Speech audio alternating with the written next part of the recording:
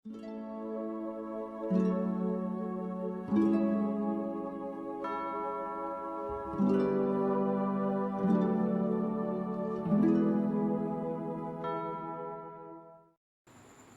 satu pertanyaan yang Tuhan Yesus katakan kepada dua orang murid Yohanes yang mengikut Yesus pada waktu itu. Satu pertanyaan itu di ayat 38 dikatakan, "Apa yang kamu cari?"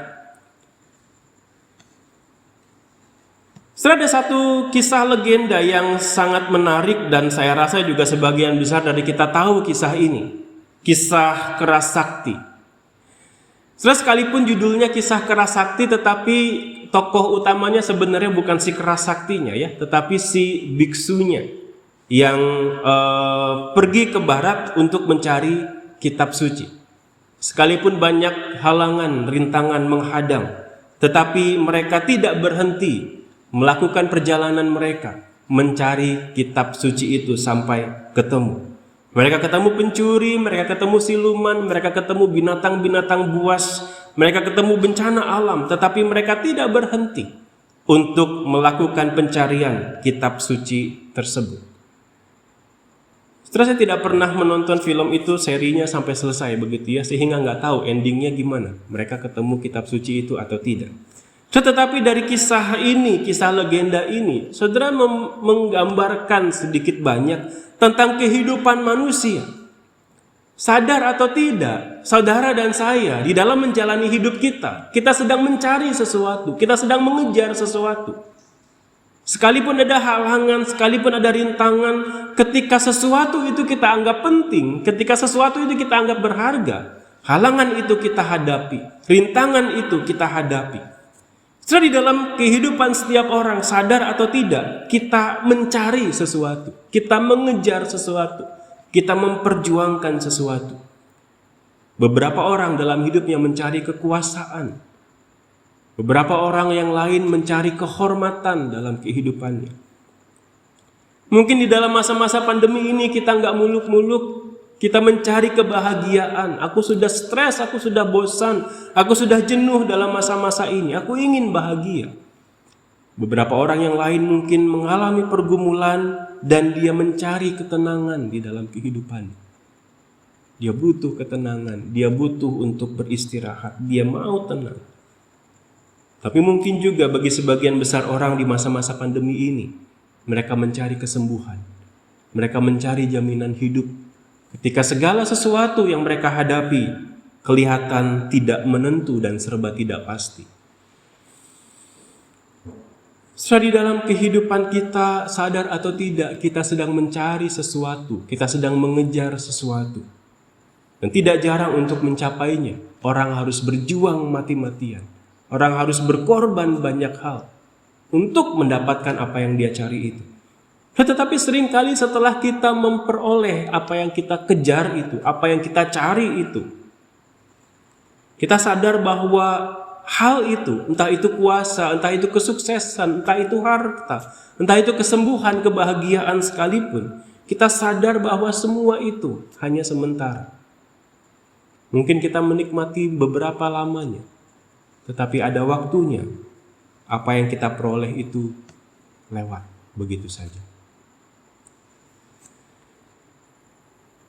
Setelah setiap orang menjalani hidupnya dengan mencari akan sesuatu.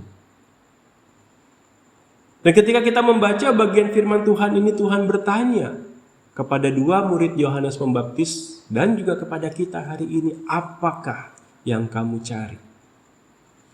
Setelah kalau kita membaca nas yang tadi kita sudah baca, setelah kita mungkin tergoda untuk langsung melihat kepada Andreas dan Filipus yang setelah bertemu Yesus, mereka membawa saudaranya datang kepada Yesus.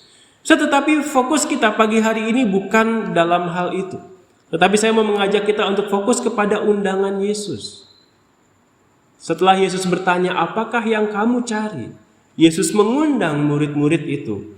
Dia berkata, marilah, ikutlah aku dan lihatlah sendiri. Saya tidak akan mengajak kita untuk fokus kepada bagaimana Andreas dan Filipus menjadi saksi Yesus. Karena orang yang bisa bersaksi adalah orang yang sudah pernah melihat dan mengalami lebih dulu apa yang dia saksikan. Maka di dalam hal itulah yang akan menjadi fokus perenungan kita pada pagi hari ini. Apapun yang kita cari di dalam kehidupan kita, firman Tuhan memperlihatkan kepada kita bahwa Tuhan Yesus menawarkan kepada kita sesuatu yang jauh lebih besar dari apa yang kita cari itu. Pada waktu Tuhan berkata, marilah, ikutlah aku dan kamu akan melihatnya. Lewat perkataan ini, lewat perkataan ikutlah aku ini, Tuhan sedang mengundang orang untuk datang kepada Yesus dan melihat sendiri, mengalami sendiri pribadinya. Di ayat ke-38 kita melihat dua orang murid Yohanes Pembaptis yang mengikuti Yesus itu bertanya, "Guru, di manakah engkau tinggal?" Dua orang ini bukan sedang menanyakan alamat atau domisilinya Tuhan Yesus. Mereka bukan sedang menanyakan engkau nginep di mana selama di Betania ini. Bukan sekedar itu yang mereka tanyakan. Tetapi mereka sedang memastikan perkataan Yohanes Pembaptis di ayat 36. Di ayat 36 Yohanes Pembaptis dikatakan dia melihat Yesus lewat dan berkata, "Lihatlah anak domba Allah." Ketika dua murid Yohanes mendengar perkataan itu, mereka mengikut Yesus. Mereka mengikuti sampai kemudian Yesus bertanya, "Apa yang kamu cari?" Mereka berkata, "Di mana kamu tinggal?" Mereka bukan sekedar menanyakan Yesus alamatnya di mana, Yesus nginap di mana selama di Betania. Tetapi mereka sedang memastikan perkataan Yohanes Pembaptis yang menunjuk kepada Yesus sebagai anak domba Allah. Mereka, jikalau Yesus ini betul sebagai anak domba Allah, maka dia adalah Mesias yang dijanjikan oleh para nabi-nabi sejak zaman perjanjian lama itu. Jika Yesus ini adalah Mesias, maka dia adalah seorang raja. Seorang raja, dia pasti tinggal di istana yang besar, istana yang megah. Maka mereka bertanya, "Di mana kamu tinggal?" Untuk memastikan Yesus ini Mesias atau bukan. Ketika Yesus mendengar perkataan dua orang murid Yohanes Pembaptis ini, "Di manakah kamu tinggal?" Tuhan Yesus tidak memberikan penjelasan. "Oh, aku bukan tinggal di istana, tapi aku Mesias kok beneran. Buktinya ini." Sudah enggak? Tuhan Yesus tidak memberikan penjelasan argumentasi 1, 2, 3 begitu, tidak. Yang Tuhan Yesus lakukan adalah memberikan undangan. Setelah menanggapi pertanyaan dua murid Yohanes Pembaptis ini, Yesus tidak memberikan penjelasan, dia hanya memberikan undangan. "Kamu mau tahu?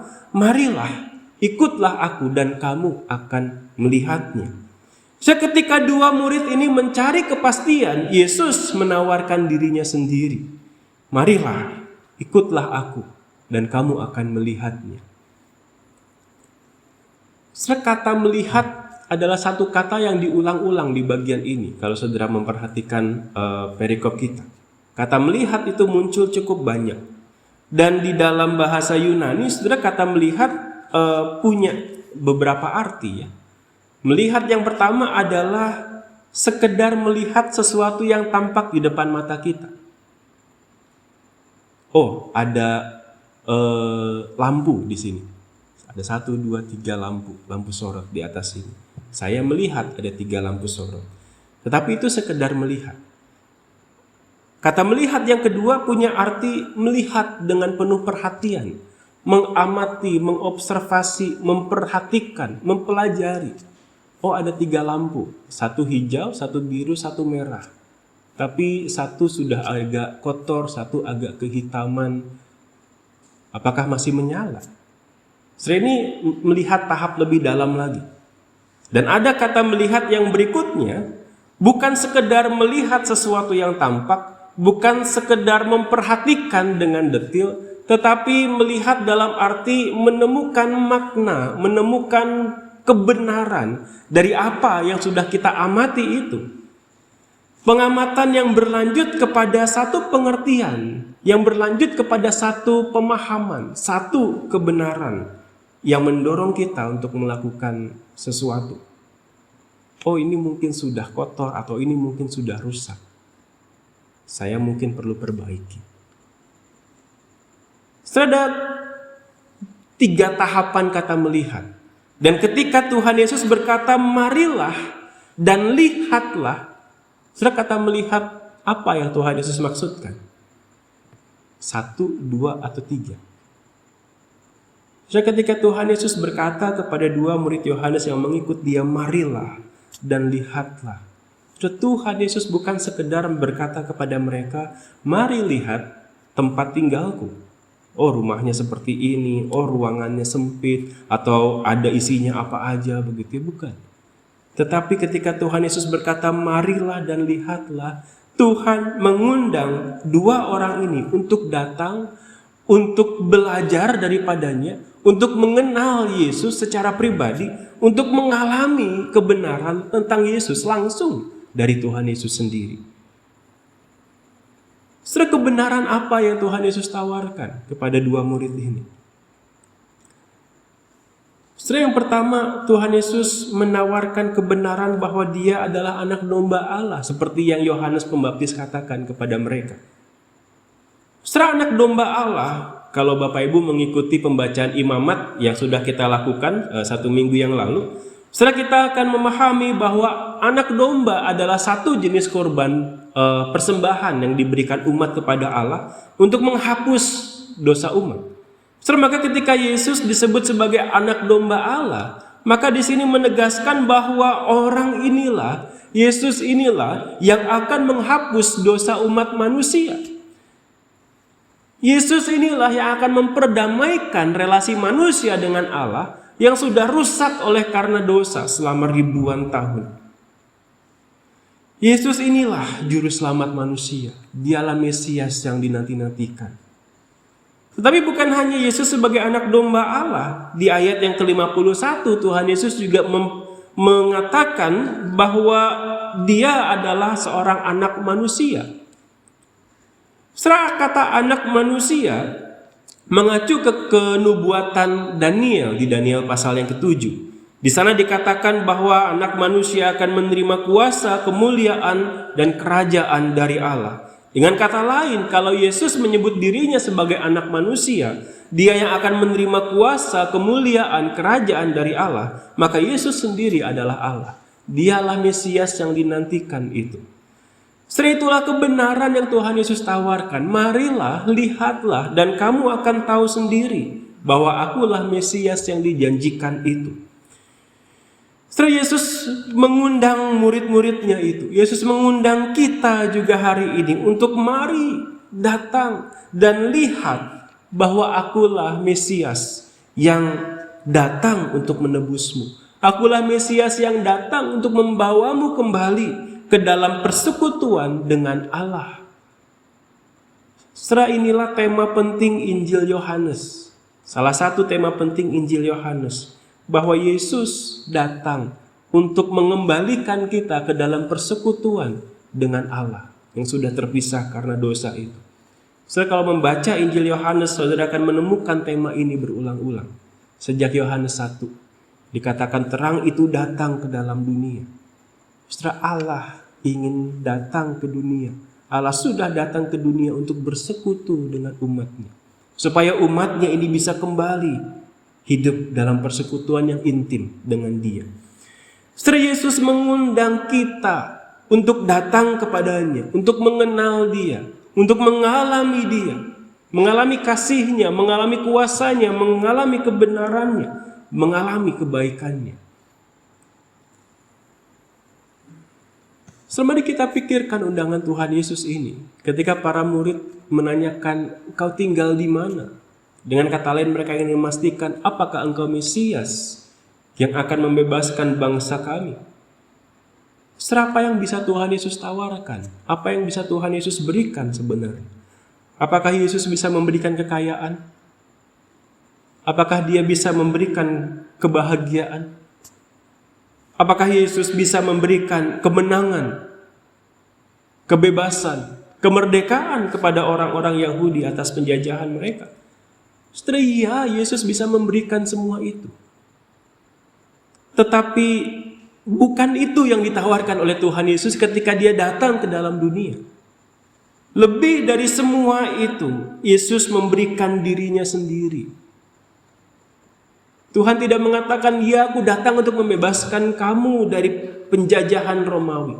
Ya aku datang untuk memberikan kepada kamu kekayaan yang melimpah. Tuhan Yesus tidak berkata, ya aku datang untuk membawakan kesembuhan, kebahagiaan, ketenangan bagi kamu. Bukan itu yang Tuhan Yesus tawarkan. Tetapi yang dia tawarkan yang utamanya adalah, lihatlah sendiri kepadaku. Belajarlah daripadaku, kenallah aku, alamilah aku. Kenapa itu yang Tuhan Yesus tawarkan? Di dalam Yohanes 17 ayat 3 kita melihat satu petunjuk. Kita membuka Yohanes 17 ayat yang ketiga.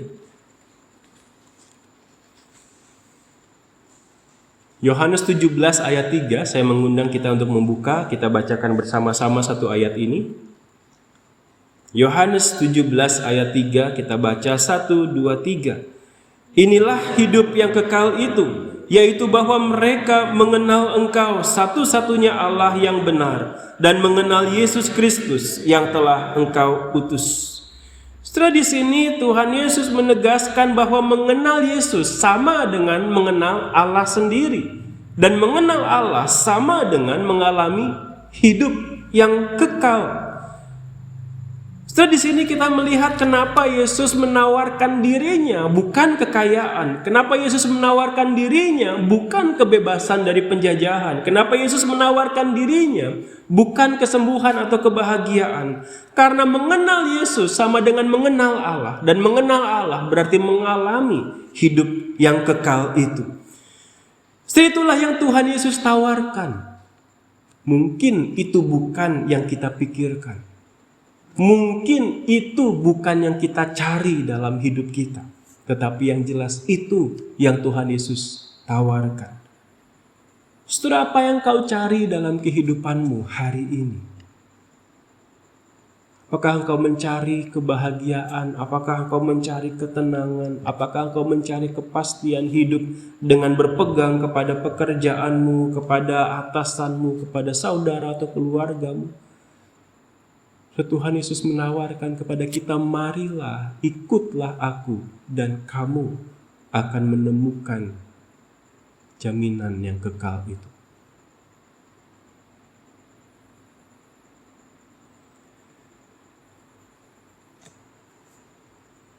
Setelah saya dan istri saya punya satu perbedaan. Istri saya suka mendekor rumah, menata ulang rumah. Saya tidak. Dan waktu menjelang Natal kemarin, tiba-tiba istri saya bilang kepada saya, ubah ruangan yuk. Wah, mendengar dua kata itu, saudara, saya langsung berubah ininya, moodnya gitu ya. Ubah ruangan. Harus geser-geser, harus angkat-angkat, harus bersih-bersih begitu. Rasanya banyak pekerjaan. Tetapi waktu itu dia bilang, ubah ruangan yuk. Sudah, saya rasa malas. Saya merasa apa salahnya dengan tata ruang yang saat ini, gitu ya. Ada lemari di situ, meja kerja saya di sini, rak buku di situ, begitu ya. Saya merasa, kenapa sih perlu diubah? Gini aja. Lebih tenang gitu, nggak usah capek-capek dorong-dorong, nggak usah capek-capek geser-geser, nggak usah capek-capek angkat-angkat dan bersih-bersih. Tetapi karena saya tahu dia suka suasana yang baru, dan saya dengarkan usulnya dia, nanti tempat kerjanya akan seperti ini, kamarnya akan seperti ini, ruang tengahnya akan seperti ini. Oke, kita lakukan begitu, saudara ya. Setelah menjalani proses ubah tata ruang di pastori itu, hasilnya adalah sekarang kami punya ruang kerja yang lebih nyaman, yang lebih enak. Sebelumnya saya kerja di kamar sini, Bu Helena kerja di kamar satunya sama Eldrik gitu ya. Kami pisah kamar begitu, kerja di ruangan sendiri-sendiri. Tapi sekarang udah kamar tidur ya kamar tidur, kerja di kamar sebelahnya. Kami bertiga kalau pagi sampai sore di situ, kerja di situ, main di situ, begitu ya. Lebih nyaman, lebih tenang, lebih menyenangkan ruangan itu. Lebih rapi juga kelihatannya. Karena barangnya, tadinya kamar kerja saya adalah kamar kerja dan gudang. Ya, ada tumpukan buku, ada tumpukan barang-barang begitu. Tapi sekarang sudah bersih, sudah lebih enak dipakai. Tetapi pada waktu istri saya ajak pertama kali, kita ubah tata ruang yuk. Sudah, rasanya aku tidak menginginkan ini. Saya tidak menginginkan harus lelah-lelah, dorong-dorong, angkat-angkat, geser-geser. Saya tidak menginginkan harus berlelah-lelah melakukan perubahan-perubahan ini. Saya maunya tenang-tenang, saya maunya santai-santai. Nggak ada yang salah dengan ini begitu ya. Saya nggak mau repot. Tetapi istri saya, dia mau suasana baru, dia mau suasana yang nyaman, yang segar gitu. Dan benar, setelah jadi, suasananya lebih enak, lebih nyaman, lebih menyenangkan untuk dipakai. Setelah di dalam relasi kita sama Tuhan, perbedaan keinginan ini sering kali terjadi. Seperti kita dan pasangan kita, kita dan anak kita. Seringkali kita punya keinginan yang berbeda. Sama seperti dalam relasi kita dengan Tuhan. Sudah, kita seringkali tidak mencari keinginan Tuhan dan lebih sibuk memperhatikan keinginan kita. Bahkan pada waktu kita sedang melakukan aktivitas-aktivitas yang kita bilang rohani. Kita mungkin datang beribadah, kita mungkin berdoa, tetapi semua itu kita lakukan sekedar karena kewajiban. Atau kita tetap beribadah, kita tetap berdoa, tapi semua itu kita lakukan karena cinta kita sama diri kita sendiri. Kalau saya nggak lakukan, nanti Tuhan nggak berkati. Kalau saya nggak lakukan, nanti saya merasa gelisah. Kalau saya nggak lakukan, nanti saya dimarahin. Setelah kalau alasan kita beribadah itu, siapa yang kita cintai? Diri kita sendiri, bukan? Kita membaca firman, tetapi ketika kita membaca firman, kita lakukan itu hanya untuk cari pengetahuan. Apa sih artinya perkataan Tuhan Yesus, apakah yang kamu cari? Apa ini kira-kira artinya? Oh, artinya seperti ini, seperti ini, seperti ini. Cukup, hanya memuaskan keingintahuan kita. Hanya memuaskan keinginan kita untuk belajar firman Tuhan. Tetapi kita tidak membiarkan Roh Kudus mengubah hidup kita lewat ibadah kita, lewat doa kita, lewat pembacaan Alkitab kita. Seringkali relasi kita sama Tuhan punya tujuan yang beda. Kita maunya keinginanku yang dipenuhi, tetapi Tuhan ingin supaya kita mengenal dirinya. Kita semakin kenal, semakin cinta Dia, semakin kita mengikut Dia dengan setia. Setelah kita mungkin merasa, aku sudah ikut Tuhan kok, aku sudah rajin ibadah, aku nggak pernah absen ibadah online walaupun live streaming, tapi saya dan keluarga saya selalu mengikutinya. Tetapi mari kita mendengarkan pertanyaan Tuhan Yesus sekali lagi, apa yang kamu cari? Ketika engkau mengikuti ibadah, apa yang kamu cari? Ketika saudara membaca firman, apa yang saudara cari? Ketika saudara masuk di dalam doa, apa yang saudara cari? Ketika saudara melayani, apa yang saudara cari? Terus kita mungkin merasa kita sudah mengikut Tuhan, tetapi seringkali kita tidak memberi perhatian penuh kepada kehendak-Nya. Kita sekedar melihat apa yang tampak di depan mata kita, tetapi kita tidak membiarkan apa yang tampak itu mengubah hidup kita. Kita sekedar mengikut, kita sekedar melihat, kita sekedar tahu, tetapi kita tidak membiarkan semua itu mengubah hidup kita. Seberapa banyak dari kita yang tahu bahwa Allah kita adalah Allah yang kudus? Kita pasti tahu Allah kita Allah yang kudus, tetapi seberapa banyak di antara kita yang membiarkan mengisi pikiran kita dengan hal-hal yang kotor, dengan hal-hal yang najis. Kita tahu Allah kita mau mengampuni kita tanpa syarat, tetapi berapa banyak dari kita yang masih menyimpan dendam, yang tidak mau membiarkan Tuhan bekerja dalam hati kita, memberikan pengampunan kepada sesama kita. Kita tahu firman Tuhan mengajarkan kita tentang kebenaran, tentang keadilan. Tapi seringkali kita melakukan apa yang tidak benar dalam pekerjaan, di tengah-tengah keluarga, di dalam kita hidup di dalam lingkungan kita. Kita tahu Tuhan mengatakan, aku akan menyertai kamu sampai akhir zaman. Tuhan menyertai kita sampai akhir zaman. Tetapi berapa sering hidup kita dikuasai oleh ketakutan, dikuasai oleh kekhawatiran. Sampai kita merasa kita lumpuh, tidak bisa ngapa-ngapain, saking takutnya. Kita tahu firman Tuhan mengatakan kita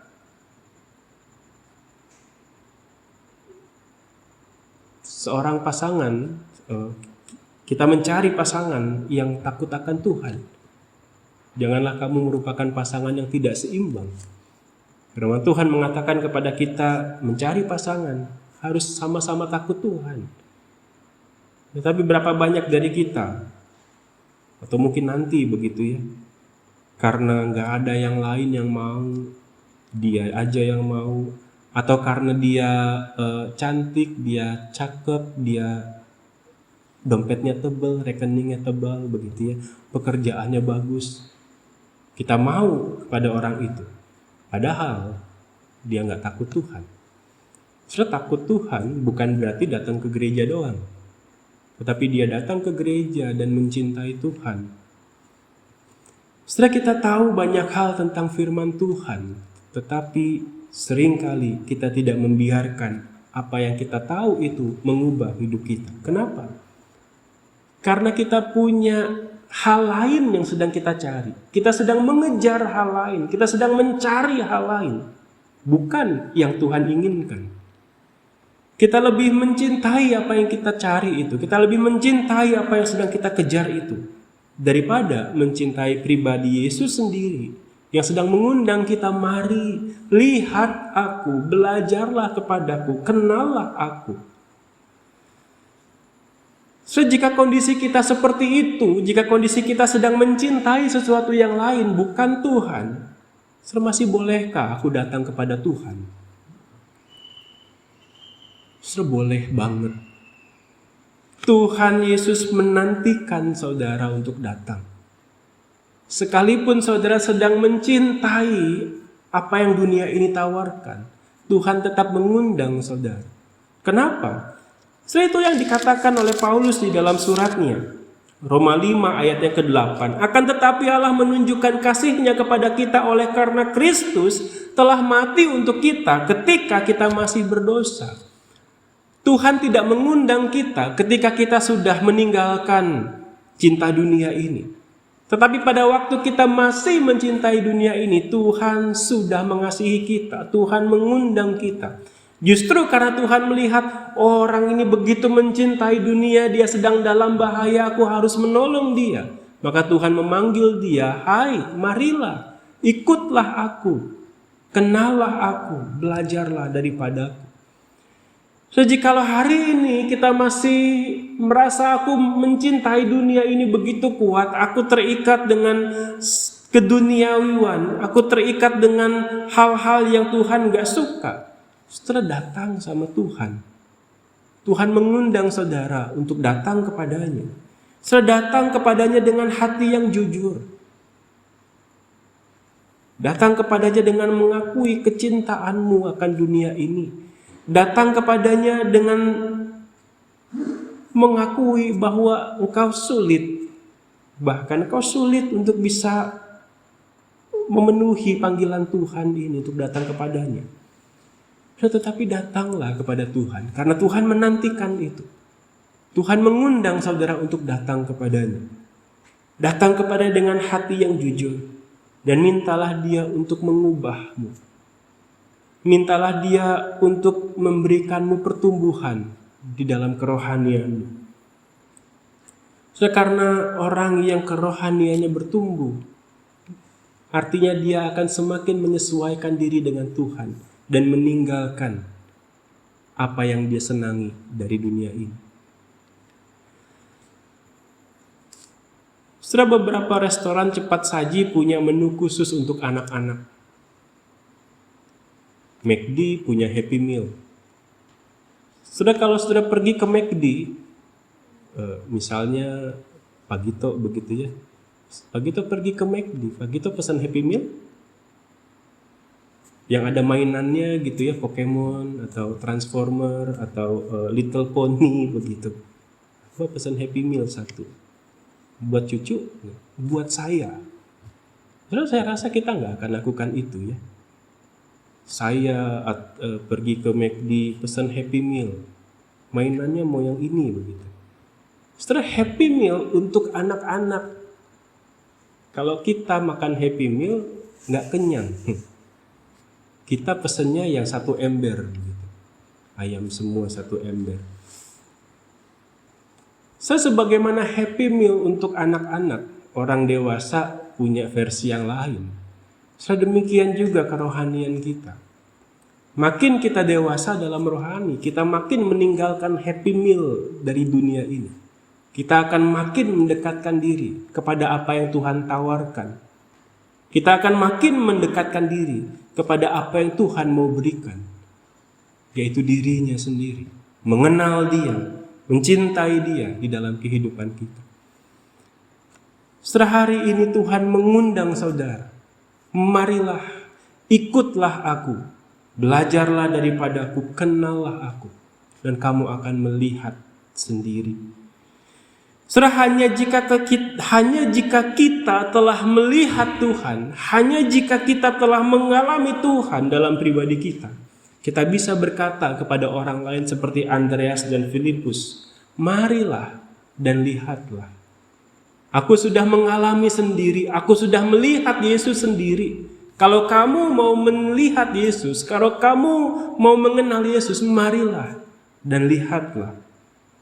Aku sudah melihatnya sendiri dan Dia begitu mengagumkan. Setelah apa yang kau cari dalam hidupmu hari ini? Jikalau engkau mencari apa yang dunia ini tawarkan, sadarilah bahwa itu tidak kekal. Itu sifatnya sementara. Tapi pagi hari ini Tuhan Yesus mengundang kita. Dia berkata, marilah, ikutlah aku, dan lihatlah sendiri. Mari kita tundukkan kepala, kita masuk di dalam doa.